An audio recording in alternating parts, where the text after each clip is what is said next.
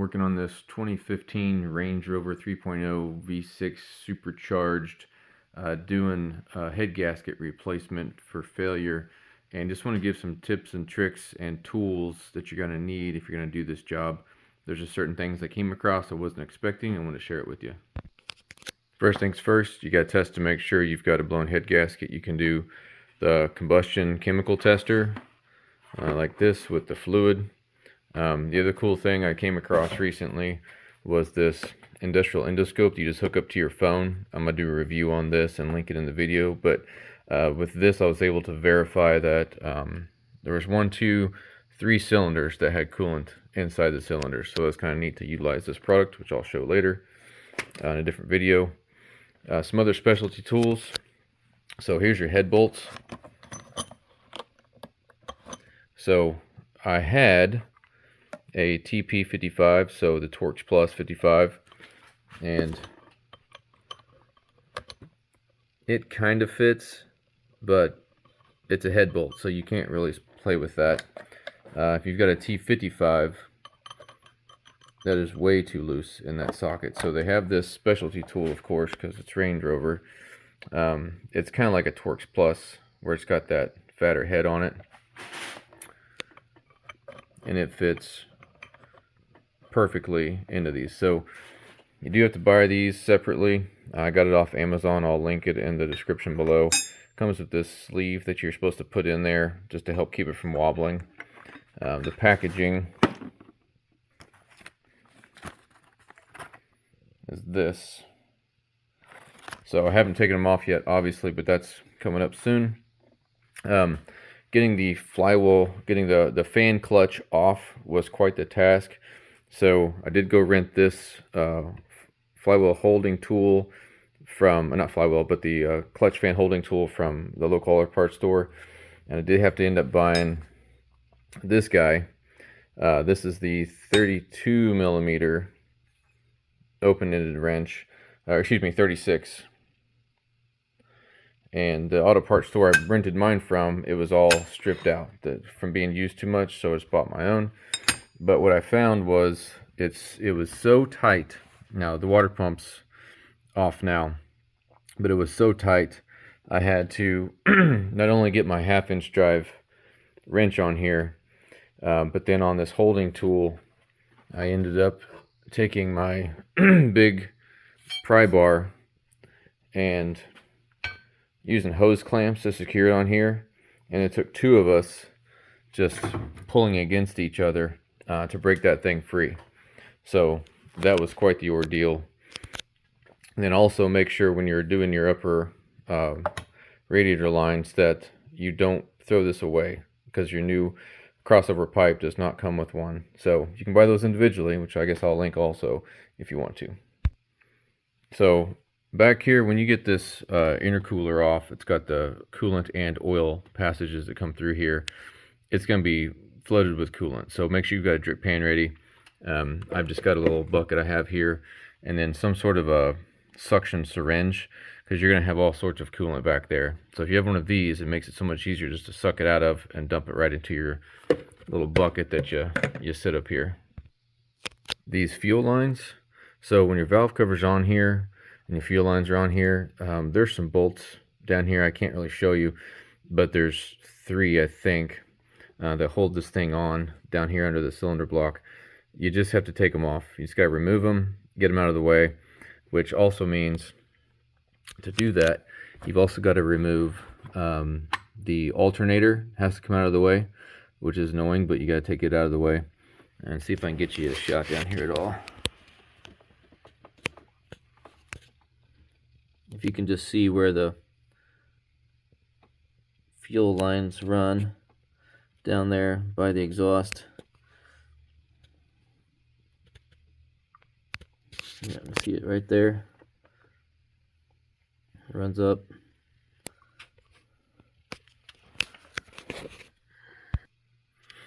So what's frustrating back here, you've got the exhaust manifold, but then you've got the shield that goes over the exhaust manifold, the heat shield.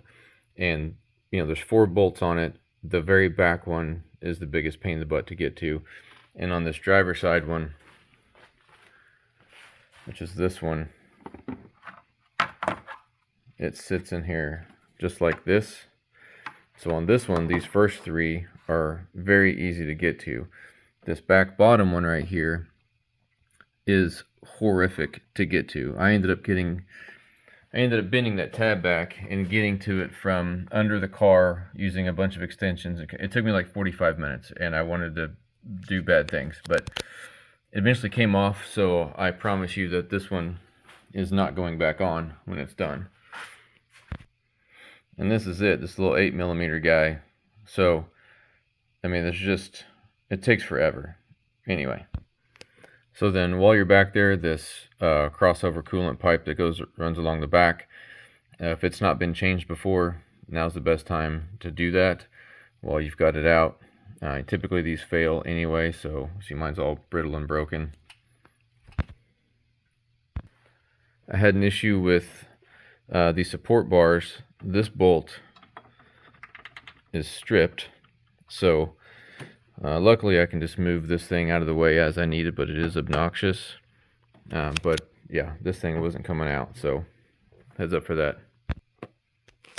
The thermostat that's right here, I mean, now's a good time to change it if you need to change it, but I'll tell you that this job sucks. There are these hose clamps that are just almost all impossible to get to.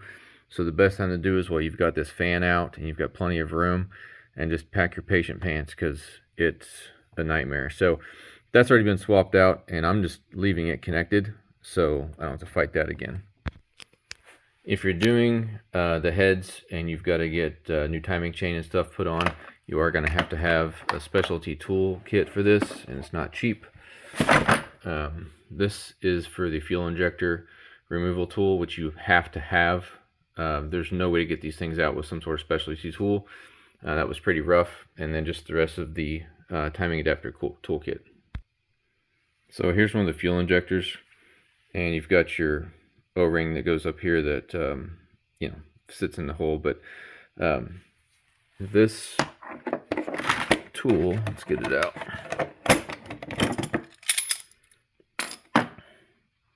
It opens up, and just note that it does not attach to this. If you attach it to this, you're going to break it. It attaches to the next ring section down here. I don't know if I can show you. Where there's a will, there's a way. Okay, so this splits open like this, and then you'll go over the top. See, it's got this split right here. That's for that groove to go in.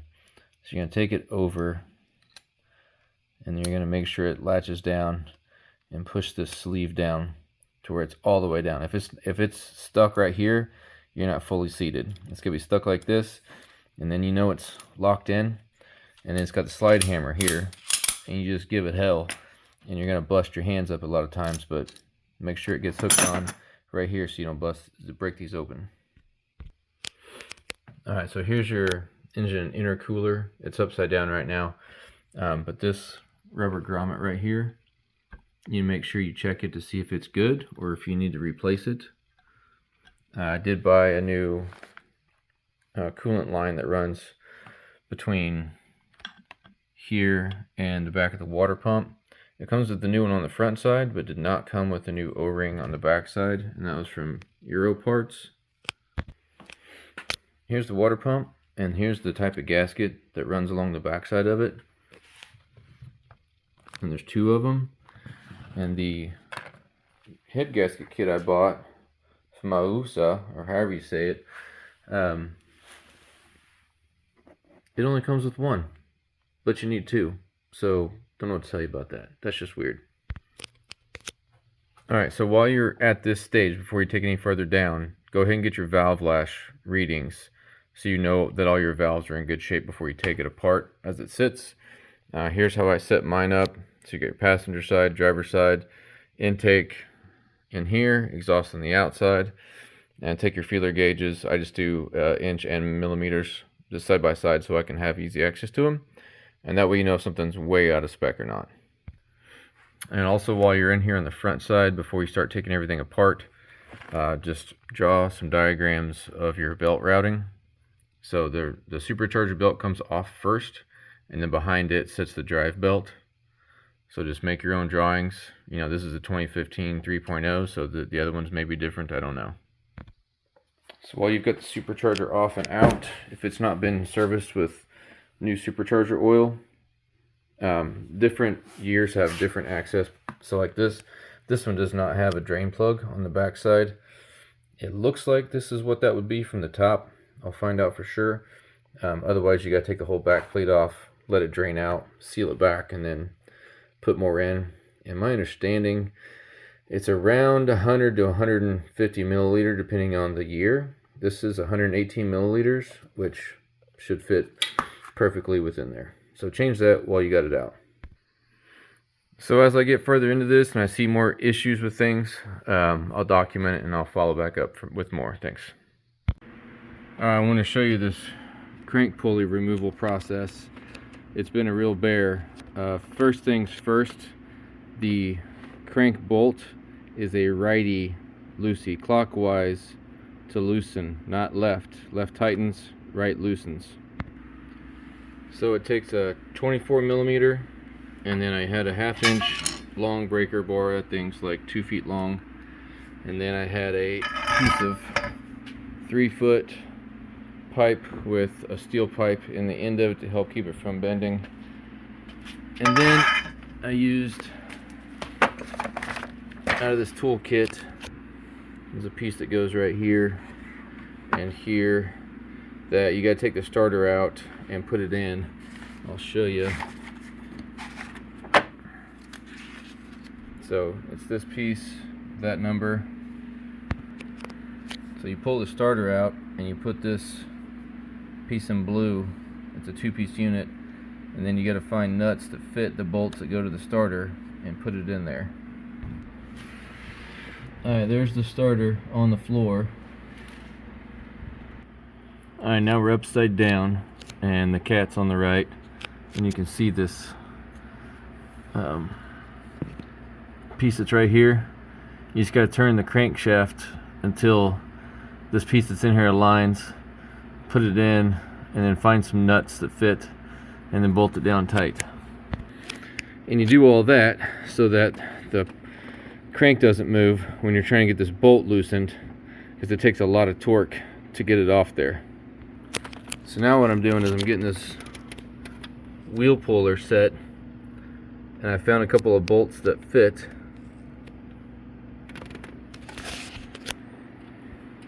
So here's what actually comes out. You take 2 of these guys out. That's a T40. I'll show you the length of the bolt when I get them done. So I'm close to getting this thing off of here. I just wanted to show you kind of the setup.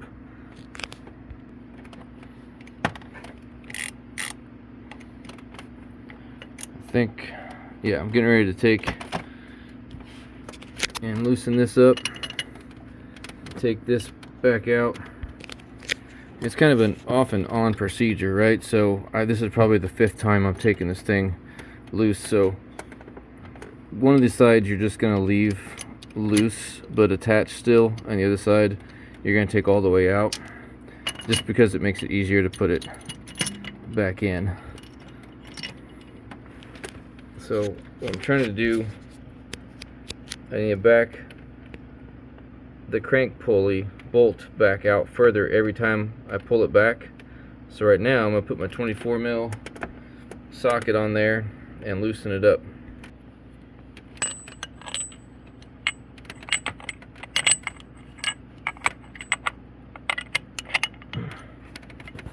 Remember, righty loosey. So we're going to back it out some more, and we'll set the piece back in here again.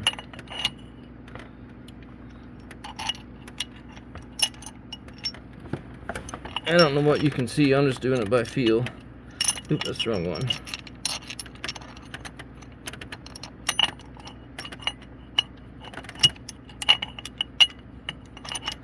Anyway, I need my hands.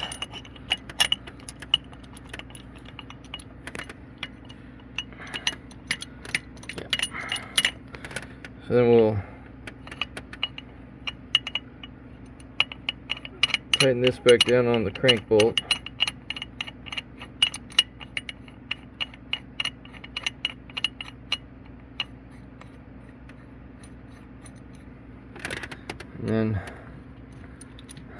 tighten these back down a little bit, not all the way. Let's make sure they're even. And that's on the bolt. Tighten it down.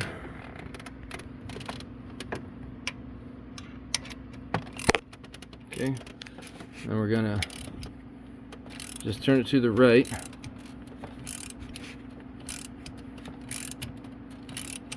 Because when this thing started, it was way up here where you could barely get the back of your finger in. And so after doing this, I don't know what I say, this is the 5th time. It's starting to... Nope, okay, it just broke loose. I'll try not to drop it.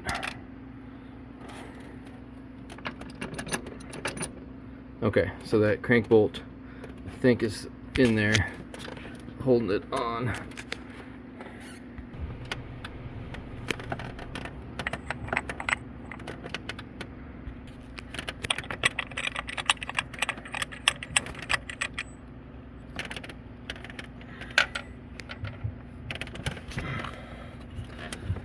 Let's see.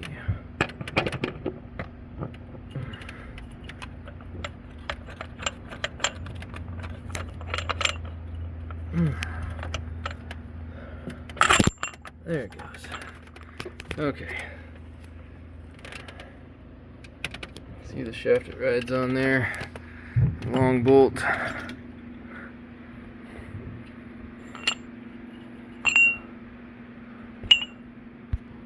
So as far as the bolt that I'm using, just to give you an idea, so 81 millimeters, if you will. We can do inches on that.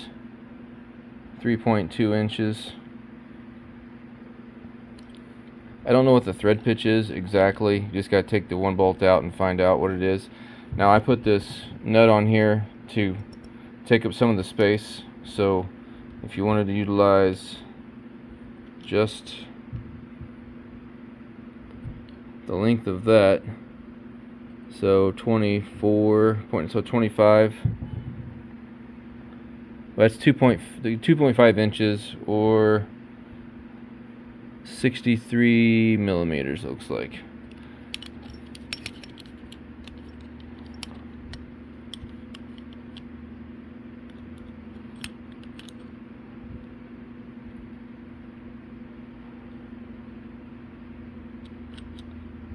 I'll reset that.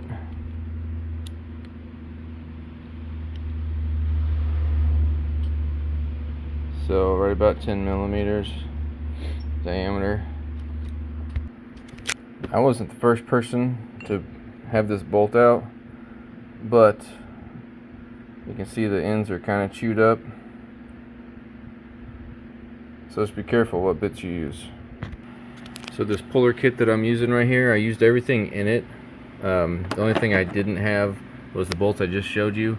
This is the right thread pitch, but these are way too long. I think I just got this from Harbor Freight a while back. Alright, I just wanted to show you guys this tool in action on the head bolt. So let's do this first one here.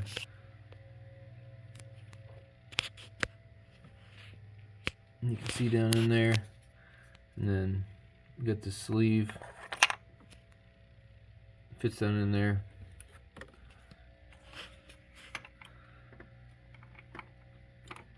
And then you gotta make sure it seats in nicely, but what I'm gonna tell you is that these head bolts are just, like, they're in there. So this sleeve helps keep it centered. If you didn't have the sleeve, not that it's not possible, but the amount of wiggle room you have and how that would slide off the head bolt, it's just looking for a disaster. Alright, so I've got my 1/2-inch drive breaker ratchet, and I've got my pole on here. It just, you need the leverage, so we're just going to do it that way.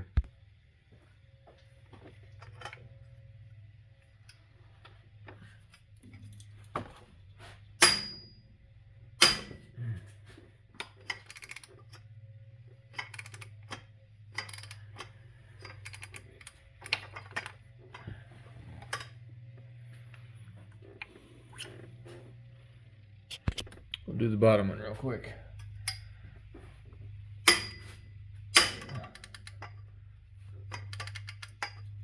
There we go. And what you'll find as you get back to these other ones, of course I just dropped that, is that you get a little tight in space coming through here, especially on the passenger side it was tighter. Alright, let me catch you up on how far I've come here. This is on the install side of things, some of the tips and tricks on it. Also, the head gasket kit that I got came with the 2 new exhaust manifold gaskets that run on the length of it, but they ran it longer than the OEM, and what it does, it covers up, if I can show you. If you were to leave it on, it covers access to your oxygen sensor. So you can see right there, I cut it off so I didn't lose access to the oxygen sensor.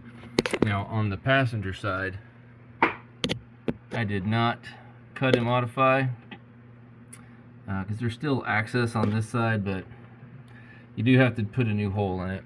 Anyway, that was just another headache of the exhaust piece of things.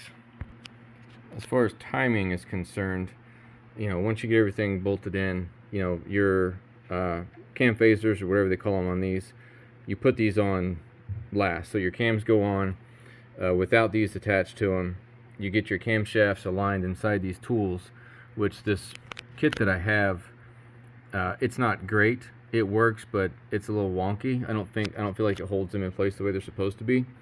So in order to align the camshaft where it's supposed to be, there are points on the cam lobes that, like right here, that you can fit a 1-inch wrench on.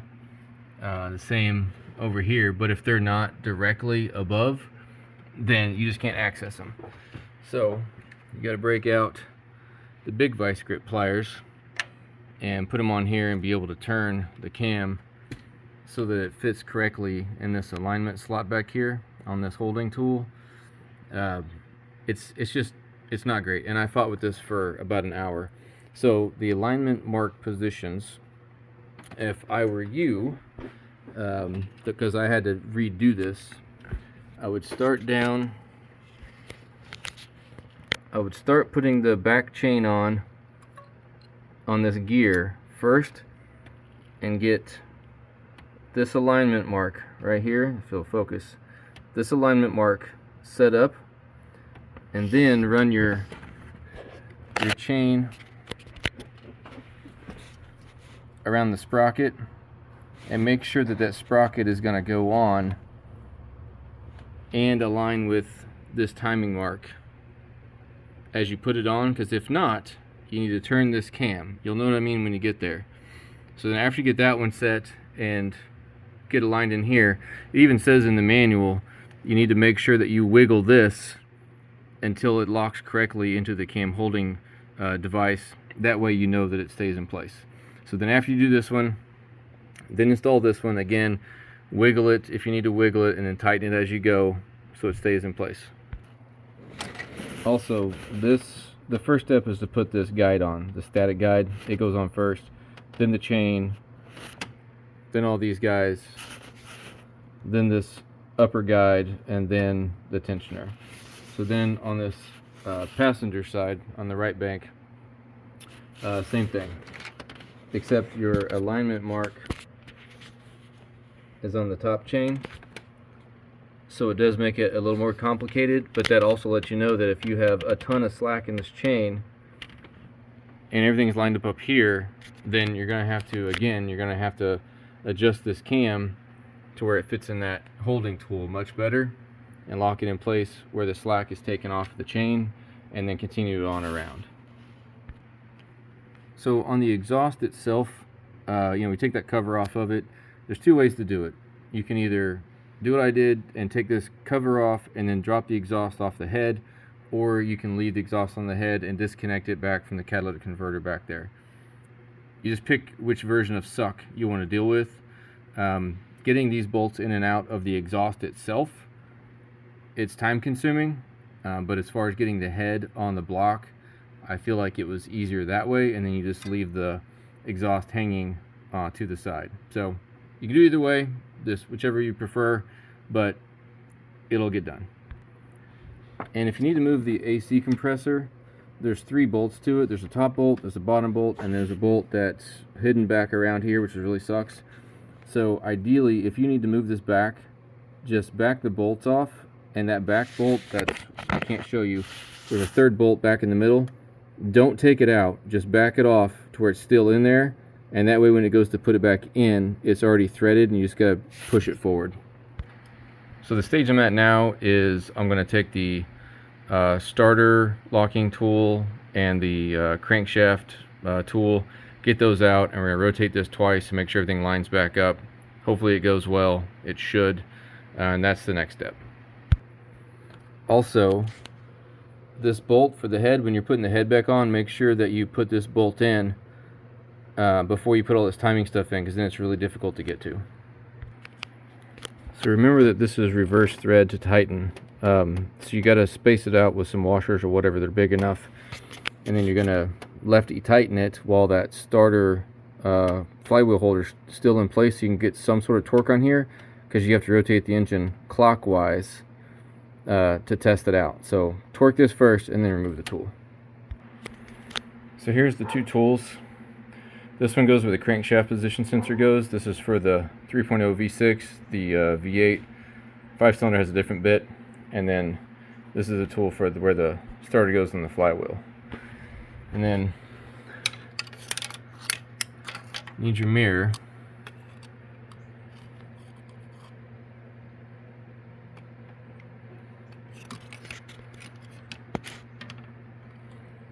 The part of the camshaft that has looks like a lasered in QR code looking thing. I have white dots so I can easier see it. That goes towards the bottom, and the slots go horizontal with the head. I put a paint mark at the 12 o'clock position to help me identify that I'm rotating it 2 times over. We'll see. Okay, I rotated it twice, but I did have to go back, put that starter lock kit back in because it wasn't torqued enough. I didn't want to over tighten this bolt, but I had to give it some more ugga-duggas. And then took it back off, rotated it around twice, so I used my line. And now, obviously your timing marks aren't going to line back up, but what you're looking for, get your mirror. You want to make sure that those are horizontal and in the down position that we talked about earlier. And this side over here, it'd actually be easier if this was out of the way. It's 1 bolt, you could take it off. But now what we want to do is we want to check fitment. So you take your timing tool and then you just place it back, and if the slots line up, then you're in time, you're good to go. And I think I am good to go on this guy. So that's good news. I'll say that with these timing tools, I assume the OEM's a little better quality, a little easier to use, maybe fits in the slots better, but they do get the job done, so it is what it is. Alright, good morning. We're going to go ahead and attempt to drain and refill the supercharger fluid on this thing. So it's a T30 that I got fit in here, and we're just going to crack it loose and see what happens with it. Still drinking my coffee, you know, gotta get an early start. I've never done this before on this car, so making some assumptions that this is the drain and fill hole. Alright, the idea here is I'm gonna just tip this thing up and the fluid will come out into my bucket.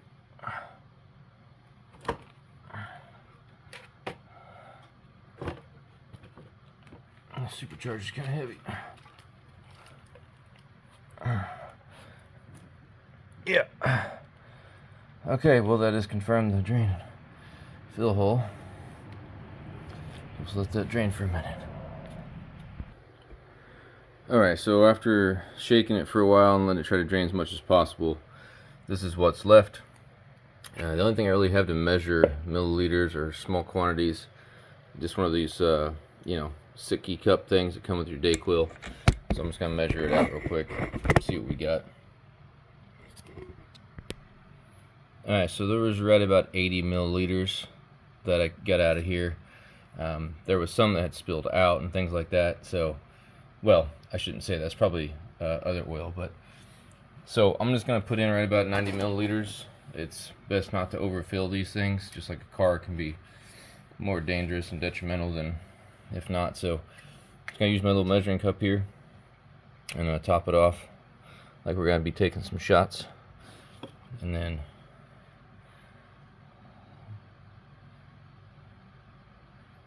shouldn't have just had coffee, I guess. A little shaky. So we'll just pour that back in here. I'll put 90 milliliters in. So I bought this off Rock Auto. What's jacked up is that it's shipped with no cap. I can't even seal this thing. So it's supposed to be a one-time use anyway, right? You dump the whole thing in. I just don't want to overfill it too much. So I'm just going to stick with a little bit more than what I pulled out of it, because I don't know what's in there without, you know, completely breaking the seal, taking it off, resealing everything. Then I would probably just pour the whole bottle in. Alright, cap's going back in.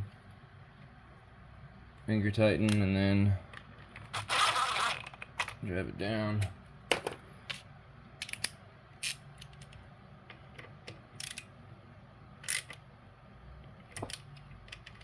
Just snug. Alright, that's it. Alright, everything's put back together. It starts up real nice, runs smooth, but as with anything, there's always more problems. But I want to touch on a couple of things. Again, tips and tricks. So when you're putting things back together down in here, when it comes to the water pump, put the water pump on first before you put on all the other accessories around it, because it just makes it more complicated to get into. Be sure that your throttle body line is ran under the supercharger back there before you put the supercharger top on. Take lots of good pictures of all your stuff, because some of these get a little confusing. So like your line that runs right here, this hard line, it's the one that curves back around and then goes down. That one took me a minute to remember how it goes, so there's that one. There was a piece that was already broken when I got this, so right down in here, it's supposed to be that kind of like a circular clip, like where's it at? It goes down to there. There's this vacuum line. Anyway, the front side was broken, the clip was broken, so instead of buying a $90 hose, new tube, I've got a piece of, I think it's maybe like 5/8, it's a clear tubing that I ran on the outside of this one to the inside of the air inlet. As far as the coolant is concerned, the coolant bottle, you need to make sure it's unscrewed. You got it up here. I just used the bungee cord to strap it to the hood, so it's pretty high as far as it can go. And then you're going to want to undo this cap here and then put some paper towels down, because as you're filling it, when you get to about 6 liters, it's going to start to come out of there. Make sure you cap it off and then finish filling it the rest of the way. So the downside is that once I got everything done, I was warming it up. Right back here, this coolant pipe where the seam is, it's just cracked and it's leaking coolant. So I'll go ahead and start this up just so you can hear it running, but I got a leak now.